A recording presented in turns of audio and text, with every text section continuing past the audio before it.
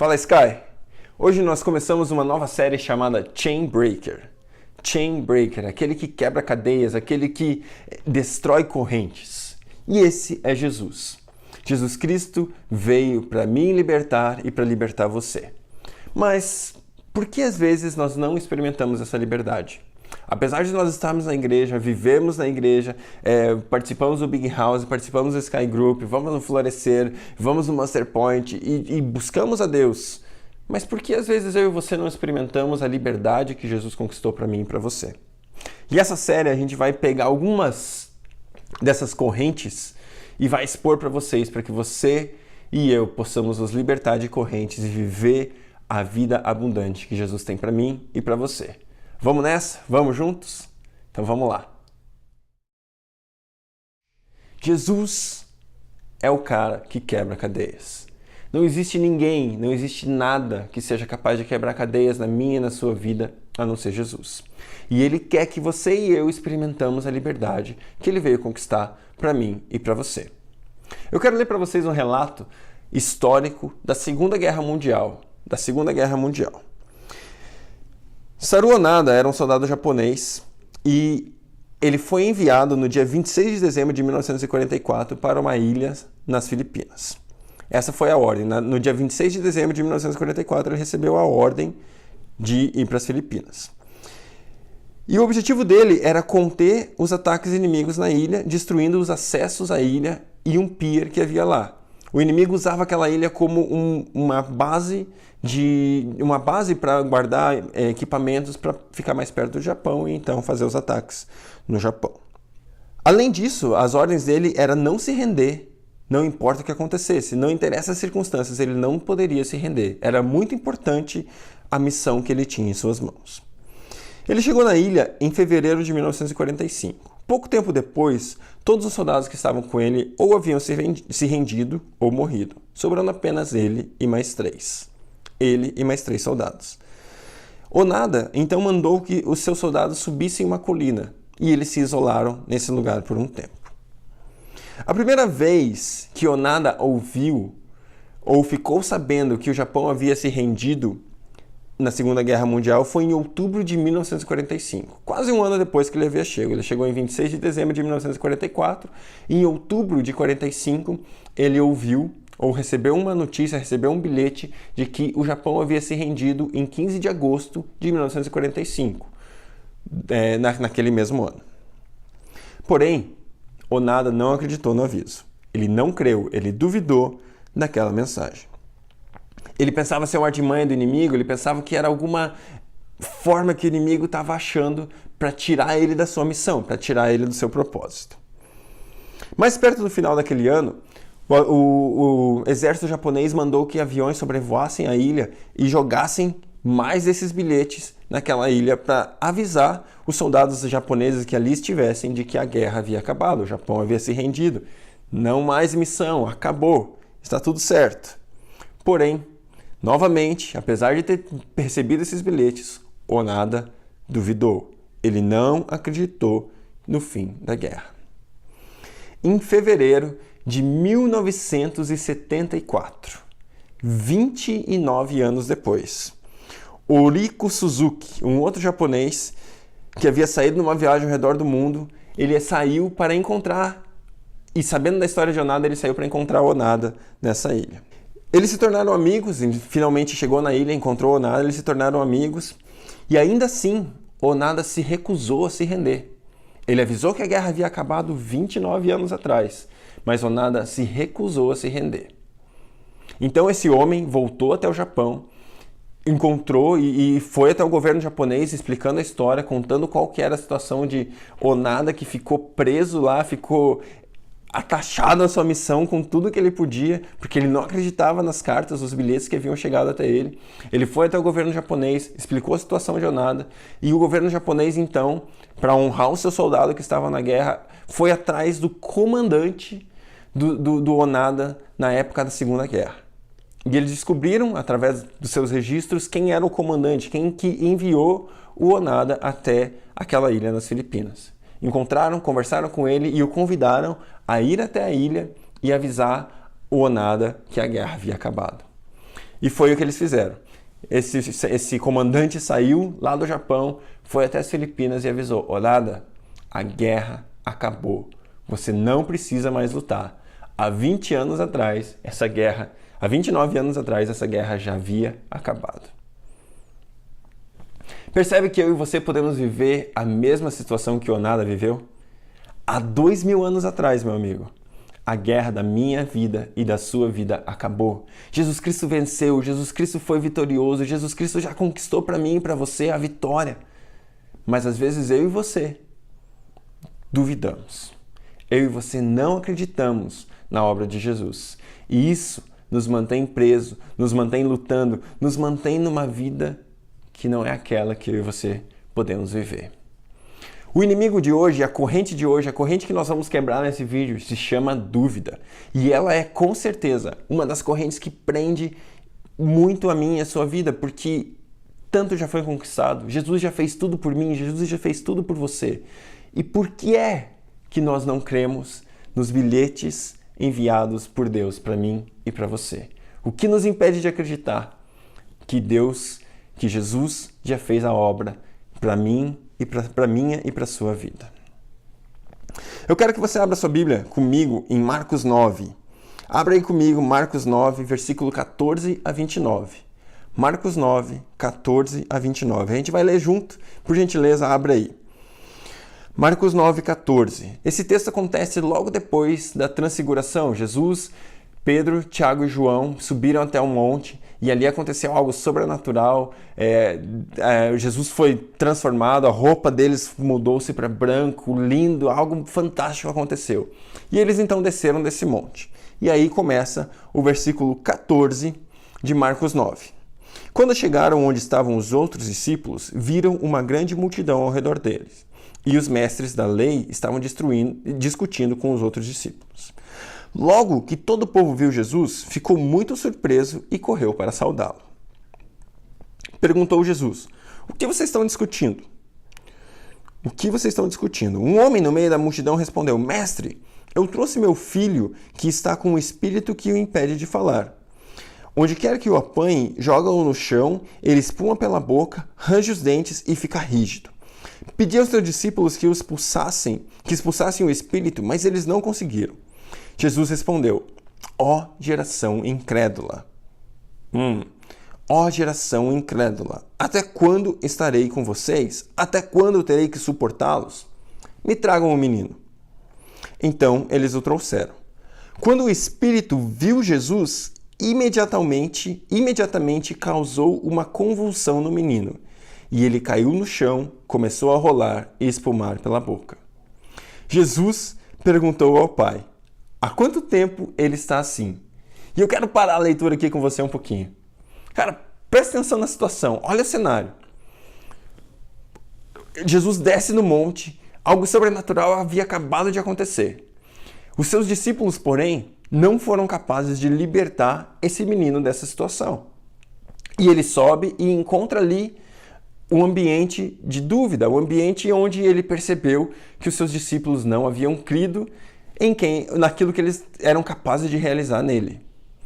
E Jesus, ele para tudo, para a situação no momento mais estranho possível, para convidar o Pai a participar daquele momento. E ele faz a mesma coisa comigo e com você. Assim como ele para e pergunta: há quanto tempo isso está assim para o Pai? Ele pergunta para mim e para você: há quanto tempo você não experimenta a liberdade de verdade? Há quanto tempo você, quem sabe, está na igreja levantando as suas mãos, adorando a Jesus e você não vive totalmente o que Deus tem para você? Ou quem sabe você não está na igreja e há quanto tempo você percebe que a sua vida não é a vida que você poderia viver? Há quanto tempo isso está assim? Jesus traz a mim e traz a você por meio da história. E é interessante que Jesus não está preocupado com o menino.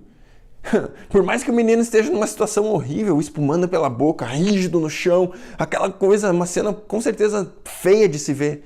Jesus para e não se preocupa com isso. Não é esse o assunto que Jesus está querendo tratar nesse momento. Não é isso. O problema não é o demônio. O demônio, a gente vai ver que é muito fácil.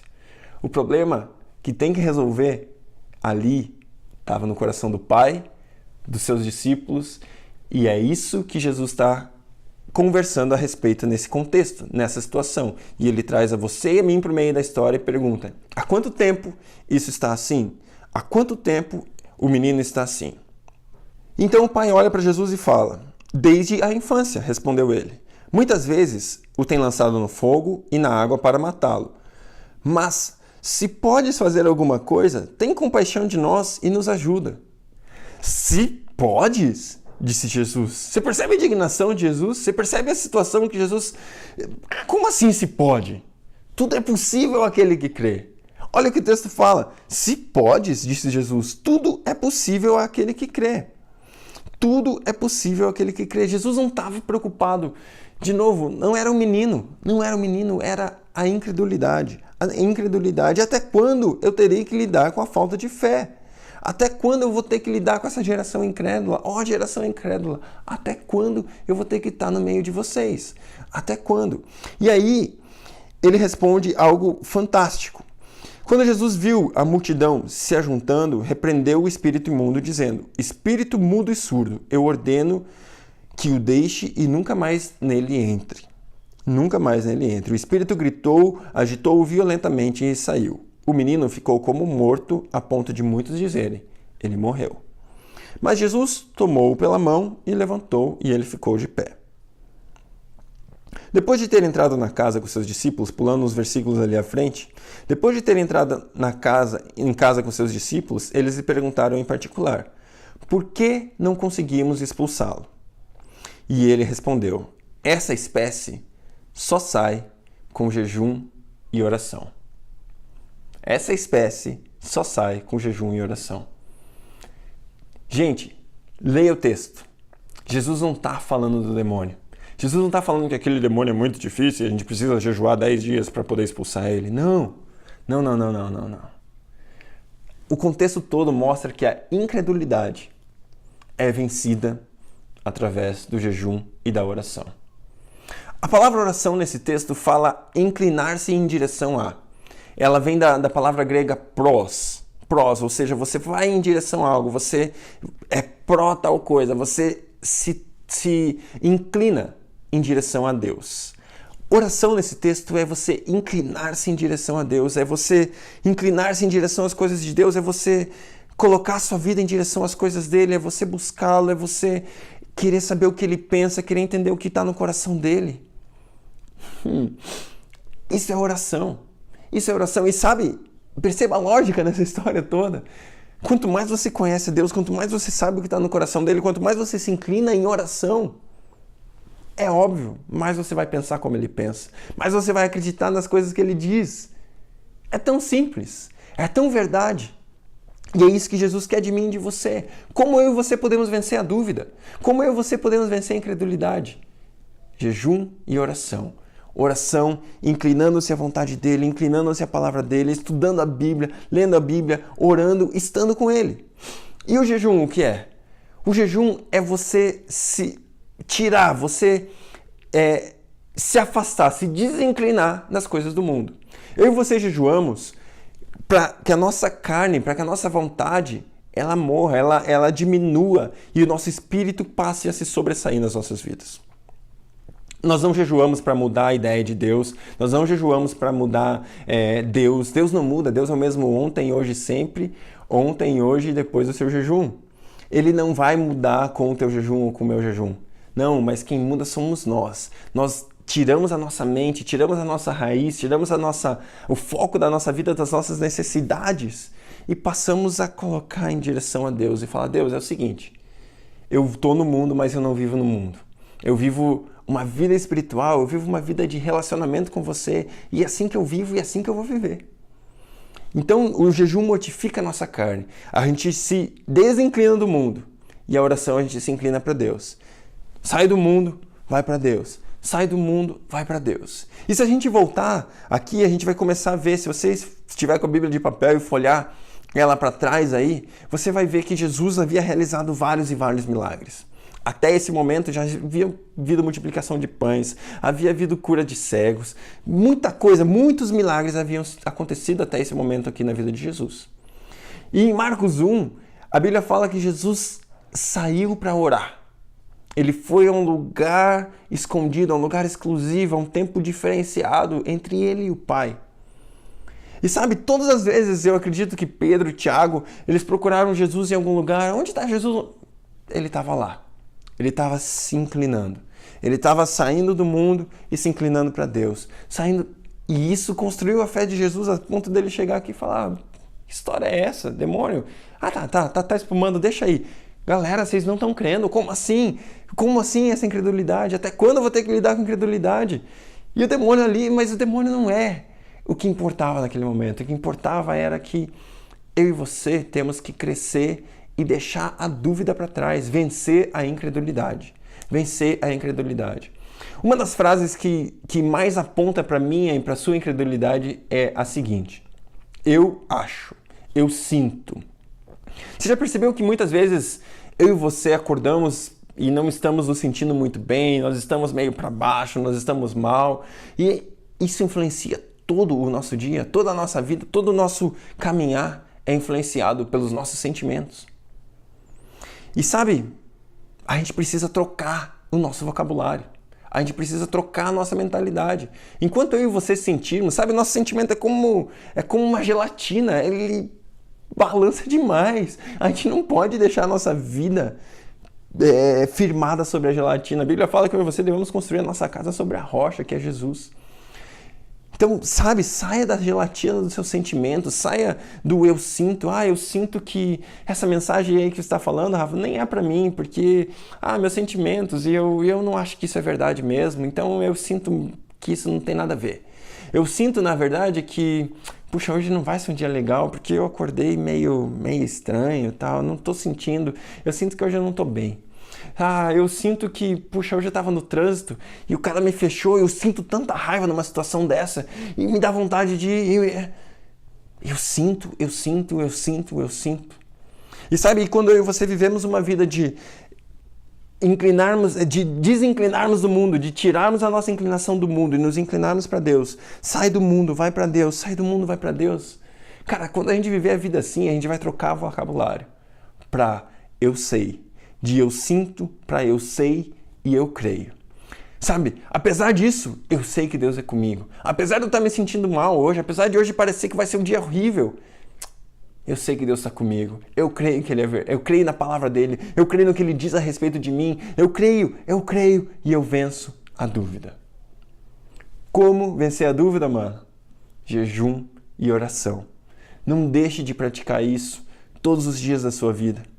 Faça jejum pelo menos uma vez por semana. Sabe? Tire sua carne do mundo e ore todos os dias. Ore todos os dias. E assim a dúvida vai ser quebrada da minha e da sua vida. Deus abençoe você, galera. Até o próximo vídeo.